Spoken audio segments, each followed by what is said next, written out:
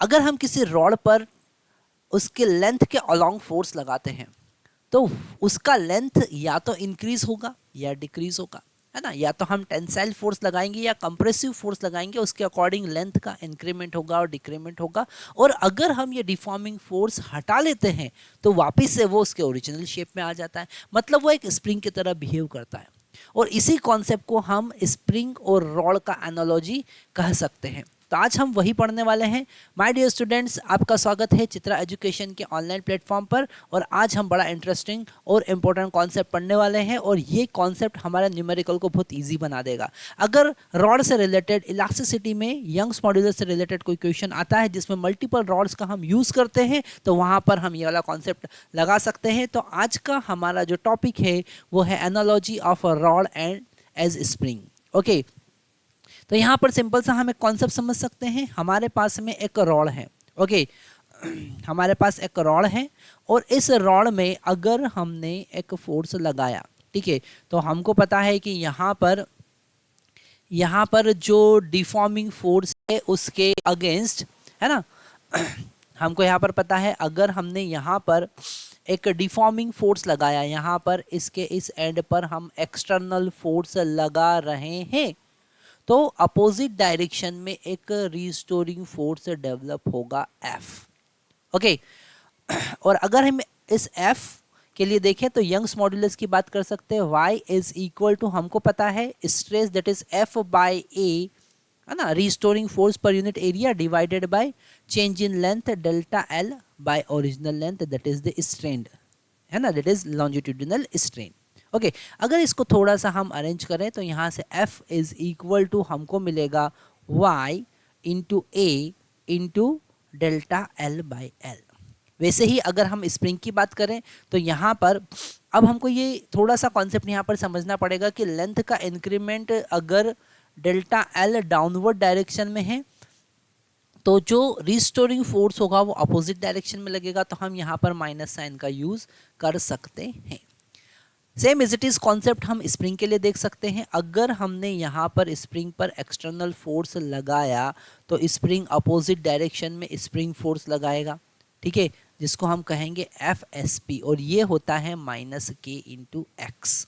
तो अगर यहाँ पर हम डेल्टा L को x कंसिडर करें तो यहाँ पर F इज इक्वल टू होगा minus YA by L into x. Okay, मतलब ये जो इक्वेशन हमको मिला है, ये इक्वेशन को हम एक दूसरे के साथ एनालॉजी कर सकते हैं, एक दूसरे के साथ कंपेयर कर सकते हैं। ओके, तो यहाँ पर अगर हम स्प्रिंग कांस्टेंट की बात करें, अगर हम स्प्रिंग कांस्टेंट की बात करें, स्प्रिंग कांस्टेंट की बात करें तो स्प्रिंग कांस्टेंट रॉड के लिए हो गया, जिसको हम फोर्स कांस्टेंट भी कह सकते हैं, वो होता है YA डिवाइडेड बाय L। तो ये एक यहाँ पर फार्मूला हमको मिला। अब हम दोनों के बीच में कंपैरिजन देख सकते हैं। क्यों? क्योंकि दोनों का फार्मूला हमको बिल्कुल सिमिलर लग रहा है और कॉन्सेप्ट भी वही है। एक्चुअल में स्प्रिंग का कॉन्सेप्ट भी वही है और रॉड का कॉन्सेप्ट भी वही है। वहाँ पर भी इलास्टिसिटी, यहाँ पर भी इलास्टिसिटी। ओके, तो यहाँ पर हमने एक एनालॉजी देखा कि अब जब कभी आपके पास में रॉड का क्वेश्चन आता है तो वहाँ पर आप उसको स्प्रिंग की हेल्प से सॉल्व कर सकते हैं, है ना। जैसे कि अगर हम कॉम्बिनेशन की बात करें, ठीक है, अगर हम कॉम्बिनेशन की बात करें, ध्यान से समझना है यहाँ पर, अगर हम कॉम्बिनेशन की बात करें तो यहाँ पर हमारे पास में सीरीज कॉम्बिनेशन आएगा। तो सीरीज कॉम्बिनेशन में अगर दो रॉड को, ठीक है ना, अगर हम स्प्रिंग से एनालॉजी करें तो दो रॉड, एक रॉड है हमारे पास में फर्स्ट और दूसरा रॉड है हमारे पास में सेकंड।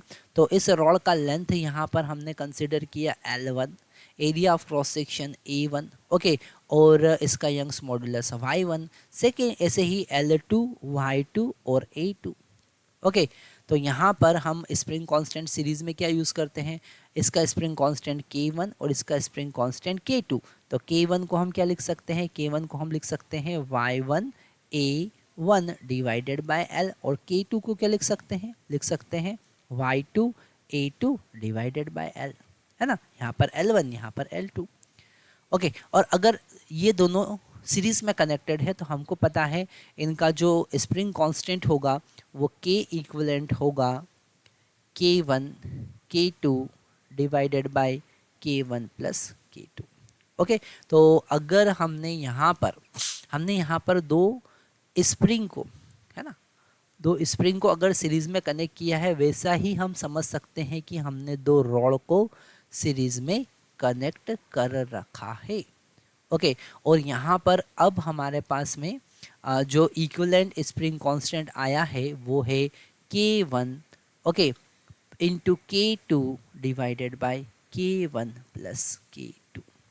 ओके, अच्छा यहाँ पर अगर हम K1 का वैल्यू पुट करें तो वो क्या होगा, हमने अभी देखा K1 का वैल्यू, है ना अभी यहाँ पर हमने देखा K1 का value y1 a1 divided by L1, तो y1 a1 divided by L1। Okay, और K2 का वैल्यू क्या है, K2 का वैल्यू है y2 a2 divided by L2, है ना।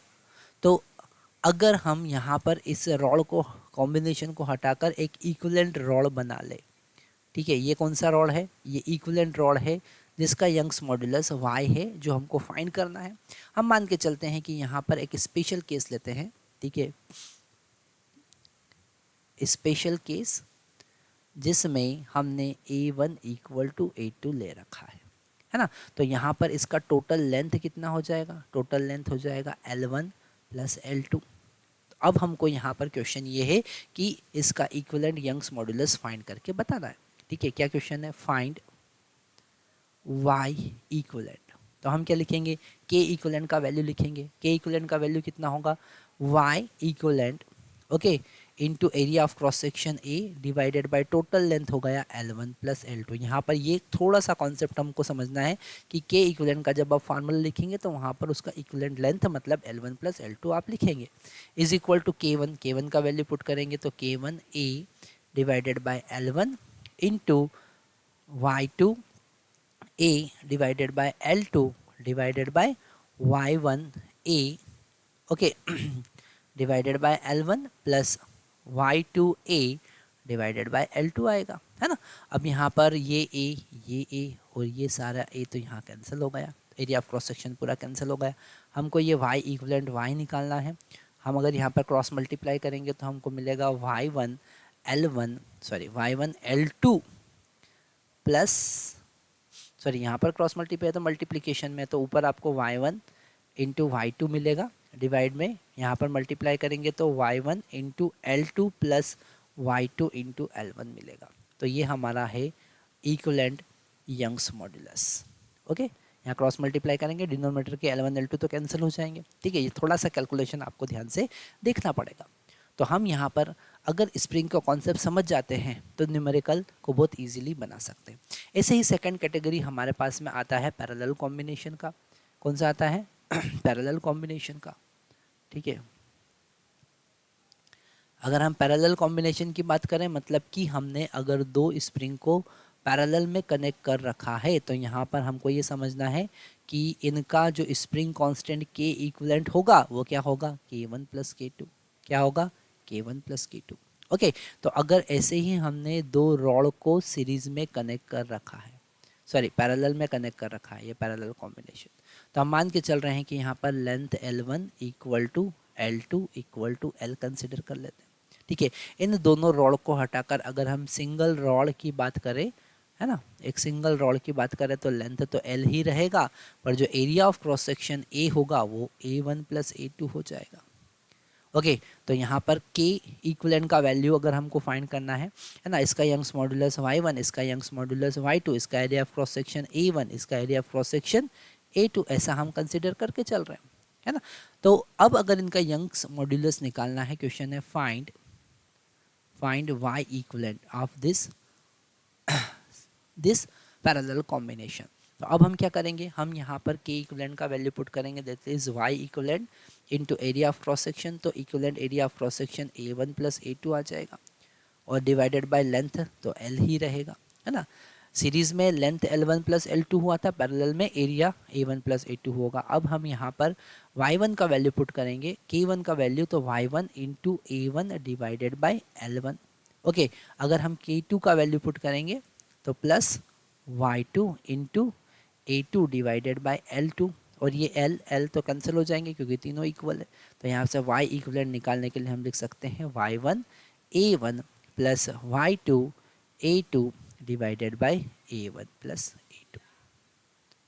ओके, तो यहाँ पर हमको क्या कॉन्सेप्ट समझ में आया? कॉन्सेप्ट समझ में आया है कि हम रॉड के कॉम्बिनेशन की भी बात कर सकते हैं, सीरीज कॉम्बिनेशन की बात कर सकते हैं, पैरेलल कॉम्बिनेशन की बात कर सकते हैं, और उस क्वेश्चन को बड़ा इजीली समझ सकते हैं।